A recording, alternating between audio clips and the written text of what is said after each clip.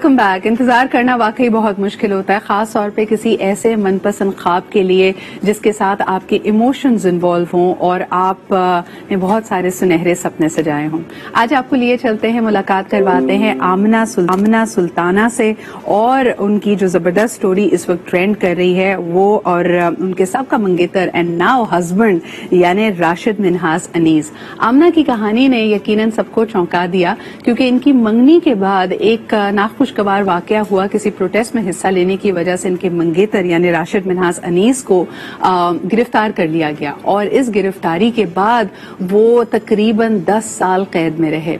समाजी प्रेशर आप इमेजिन कर सकते हैं, लेकिन एक मोहब्बत का, दिल का रिश्ता जो था उसने आमना को इस डोर से बांधे रखा, और अब 10 साल के बाद जब वो रिहा हुए तो हम देख सकते हैं कि ये रिश्ता अज़वाज में बंध गए। आइए इनकी इस खूबसूरत स्टोरी के बारे में मज़ीद हमारे साथ मौजूद हैं आमना सुल्ताना और राशिद मिन्हास अनीस। सबसे पहले Amna and Rashid, welcome to the show. बहुत बहुत शुक्रिया यहाँ मौजूद होने के लिए। आमना, आपके बारे में जानना चाहूंगी, ये कहानी का वास्ता और हवाला तो हमें पता है, लेकिन ये बताइए इसके अलावा आप प्रोफेशनली क्या करती हैं and what are you known for. मुझे पता है वेब डिजाइनिंग भी है, इसके अंदर कुछ ना कुछ कपड़ों से और फैशन से रिलेटेड भी आप काम करती हैं, लेकिन हमें अपने बारे में बताइए। बिस्मिल्लाहिर्रहमानिर्रहीम। जी, मैं ड्रेस डिज़ाइनिंग करती हूँ और मैंने बहुत सारी ट्रेनिंग्स की है, और मैं ट्रेनिंग्स देती भी हूँ, और मेरे पास उनसे के लोकल ब्राइडल्स आते हैं। मैं उन लोगों को कोशिश करती हूँ कि उन लोगों के अच्छे डिज़ाइन बना सकूँ, और मैं नेट से भी इंटरनेट से भी मैं मतलब पेजेस वगैरह देखती हूँ और देखती हूँ कि अच्छे अच्छे डिज़ाइंस और मैं उन लोगों के बना सकूं। तो आपकी क्रिएटिविटी निखर कर आती है। मुझे बड़ा अच्छा लगा, क्योंकि ये हमारे मेहमान जो हमसे गुफ्तगू कर रहे हैं, एक सरसब्ज और शादाब जगह है हुंजा, जहाँ से ये डायरेक्टली हमसे लिंक्ड है। आमना, मुझे बताइएगा कि 10 साल का अरसा, लोग तो चंद महीने, चंद हफ्ते की दूरी बर्दाश्त नहीं कर पाते, और यकीनन आपके लिए जो सिचुएशन थी वो बहुत अनसर्टन थी, यानी बेयकीनी की कैफियत थी कि पता नहीं कब रिहाई हो, क्या हो आगे। तो आपने ये अरसा कैसे काटा और आपको ये स्ट्रेंथ कैसे मिली कि आप इंतजार करती रही? जी, मंगनी के बाद जो मैंने वक्त गुजारा है वो एक दास्तान की तरह है, जिसको मैं इतना शॉर्ट नहीं कर सकता।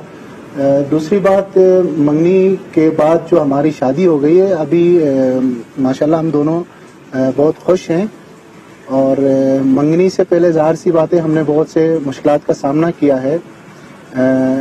एक जगह मैं बिल्कुल अलग थे, जहां मैं इंतज़ार कर रहा था, एक तरफ अभी मेरी वाइफ बनी है, तो मेरी वाइफ इंतज़ार कर रही थी। 10 साल का तवील अरसा इंतज़ार करना, यही सबसे बड़ा मुश्किल काम है। अच्छा, आप लोग क्या राब्ते में थे? मैं जानना चाहूंगी कि दोनों की कैफियत क्या थी, यानी दोनों के लिए ही गैर यकीनी सिचुएशन थी, पता नहीं था कि आगे क्या होने वाला है, या आपको पुख्ता यकीन था कि चाहे जितना भी वक्त गुजरे हम एक दूसरे का इंतजार करेंगे? सिद्रा जी, इस तरह के हालात में प्रेशर तो बिल्डअप होते ही हैं। 10 साल फिर से कहना पड़ेगा कि एक तवील अरसा होता है। लड़की के घर वालों की तरफ से कहूँ या खानदान वालों की तरफ से प्रेशर ये था कि अगर ये रिश्ता खत्म हो तो बेहतर है, क्योंकि ये रिश्ता जुड़ने का कोई चांस नजर नहीं आ रहा था। मगर अल्लाह ताला का करना ये है कि कहते हैं कि जोड़े आसमान में बनते हैं, जहां आसमान के फैसले हों, फिर जमीन के जो इंसान हैं उन फैसलों के आगे फिर हमारा कोई नहीं चल सकता। बिल्कुल। कभी कभार किसी एक शख्स की अगर सपोर्ट आपके पास होना तो बहुत फर्क पड़ता है, लेकिन क्या रजामंदी नहीं थी? या दूसरा, अगर हम ये कहें कि 10 सालों में, जब आई एम श्योर कि एक्सटर्नल प्रेशर्स के अलावा भी कभी ना कभी आपको खुद मायूसी का एहसास होता होगा, तो वो वक्त कैसे गुजारा? ये हमारा पर्सनली 2 घरों का मसला था। इसको मसला भी नहीं कहेंगे, एक सिचुएशन इस तरह क्रिएट हो चुका था जी। अभी माशाल्लाह अभी बहरहाल सभी हमें अच्छे तरह से विश करते हैं, और सब चाहते थे कि हमारी जल्द से जल्द जितना जल्दी हो सके शादी हो, तो सब बेहतर समझते थे। خاص طور پہ آمنہ اور راشد منہاس کی یہ جو کہانی ہے اس نے بہت سارے محبت کرنے والے جوڑوں کو میرے خیال میں انسپریشن دی ہے، جن کی راہ میں مختلف نوعیت کی مشکلات آ سکتی ہیں. کبھی گھر والوں کی رضامندی ہو سکتی ہے، کبھی حالات ہو سکتے ہیں، کبھی لانگ ڈسٹینس ہو سکتا ہے کہ ان میں سے کوئی پڑھائی کرنے یا تعلیم کے لیے ملک سے یا اس جگہ سے دور ہو. لیکن آمنہ اب الحمدللہ جب آپ رشتہ ازدواج میں بن چکے ہیں، یہ انتظار ختم ہوا ہے، تو کیسی زندگی گزر رہی ہے اور کیا کہنا چاہیں گی؟ جی سدرا، 10 سال انتظار کرنا ایک لڑکی کے لیے کوئی آسان بات نہیں ہے، لیکن مجھے یقین تھا کہ یہ رشتہ جڑ جائیں گے اور وہ ہو گیا اور ہمارے لائف ابھی خوشی خوشی گزر رہے ہیں. ہماری طرف سے آپ کو بہت بہت مبارکباد اور نیک تمنائیں. آپ لوگ اسی طرح ہنستے مسکراتے رہیں. بڑا ٹیسٹ لیا ہے جی قدرت نے، کائنات نے آپ سے، لیکن آپ اس امتحان میں پورے اترے ہیں اور یقیناً this brings a smile to anybody's faces جو یہ کہانی سنتا ہے آپ کی. خوش رہیں، آباد رہیں. اسی کے ساتھ ہم بڑھتے ہیں ایک چھوٹے سے بریک کی طرف.